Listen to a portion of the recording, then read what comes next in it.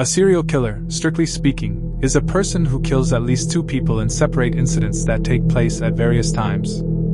Although there is no legal definition of serial murder, serial killers' crimes are frequently picked up on by the media and the general public, particularly when there are numerous victims or the killings are carried out in a graphic manner. The list that follows discusses some of the most infamous serial killers that have ever existed. 7. Jack the Ripper. Although we refer to him as Jack the Ripper, we don't actually know who is responsible for one of the oldest and most infamous murderous rampages. In 1888, a serial killer struck in London's Whitechapel neighborhood, killing 5 women, all prostitutes, and dismembering their bodies. Police speculated that the murderer was a surgeon, butcher, or expert with a scalpel. By mailing letters documenting the acts, the killer made fun of the neighborhood and the police. Over the years, a number of suspects have been named, but the murderer has never been found. 6. Jeffrey Dahmer.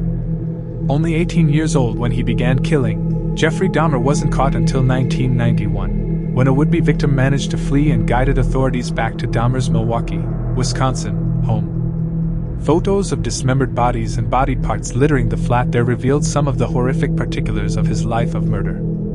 Even his acid vat for disposing of victims was there. Dahmer killed a total of 17, largely young black guys. He was murdered by a fellow prisoner in 1994 after serving 2 prison sentences, the first for molestation and the second for murder. 5. Harold Shipman. At least 218 victims are thought to have died at the hands of Harold Shipman, widely known as Dr. Death. However, the actual number is probably closer to 250. Between 1972 and 1998, this doctor worked in 2 different offices while maintaining his London-based practice and killing. He wasn't discovered until several people raised a red flag, including an undertaker who was shocked by the quantity of cremation certificates Shipman was involved in, and the fact that the majority of the cases involved elderly women who were discovered to have passed away in bed during the day rather than at night. 4. John Wayne Gacy. John Wayne Gacy was a construction worker who was well liked by his suburban neighbors. He was also active in politics and occasionally performed as a clown at children's birthday parties. No clown, he wasn't. In 1978, Gacy was suspected after a 15-year-old boy who had been last seen with him vanished. It wasn't the first time that relatives of missing boys had blamed Gacy, but it was the first time that officials had paid attention to them. The smell of over 30 people buried in a 4-foot crawl space beneath the Gacy residence was there when authorities were given access to the house thanks to a search warrant. 3. H. Holmes. Although Chicago has seen its fair share of murderers, H. Holmes, the chemist who converted a hotel into a torture facility, is probably the most frightening. Before the 1893 World's Fair, Holmes relocated to Chicago and began building a 3-story hotel with a variety of sinister devices, including soundproof padding, gas lines, hidden passages and trapdoors, hallways that led to nowhere, chutes that led to the basement, and torture equipment strewn throughout a maze. Before the worst of what was to come, the gas permitted Holmes to put his guests to sleep, frequently on his operating tables.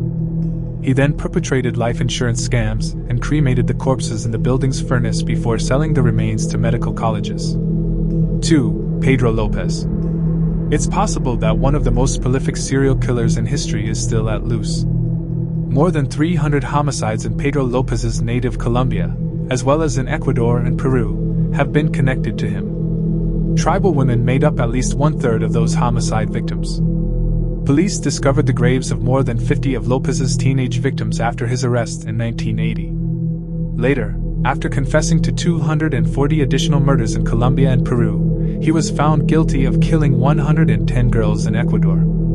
The monster of the Andes was freed in 1998 for good behavior, thus he didn't even serve 20 years in prison. His whereabouts have been a mystery for more than 20 years. 1. Ted Bundy. Many people in the United States were more than glad to give Ted Bundy the attention he craved as a result of his killings. His hunting zone was the western United States, where an undetermined number of murders, mostly of college-age women, were happening from Washington and Oregon all the way to Utah and Colorado. After being caught and found guilty of abduction in Colorado, Bundy fled the country and relocated to Florida, where he continued to commit more murders.